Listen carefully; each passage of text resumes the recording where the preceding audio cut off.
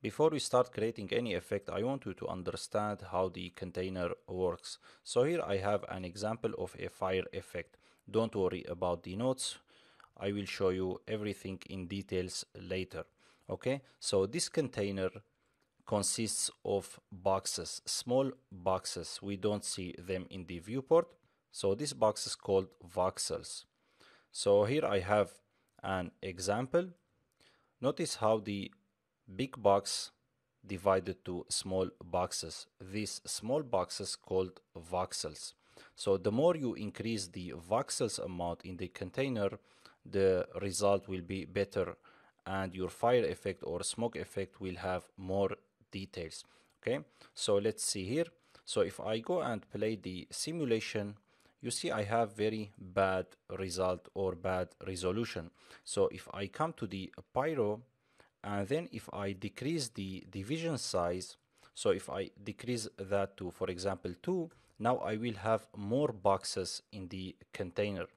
So now this container contains more boxes. So I can prove that by middle mouse, holding the middle mouse button. And you see here, I have 18, 33, and 18. Okay, so I have 18 voxel in the X. Okay, and I have 33 in the Y. So if I decrease that a little bit more, for example 0.1, now I will have more boxes or voxels in the container. Okay, so now this will give us more detail on the fire, as you see.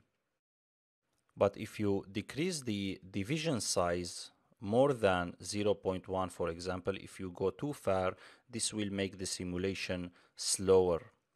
But most of artists making mistake by decreasing the division size too far, okay, too much.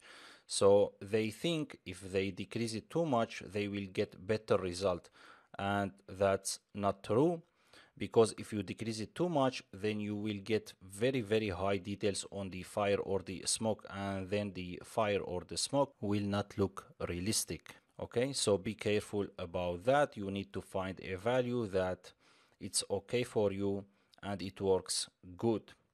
Okay, so see you in the next lesson.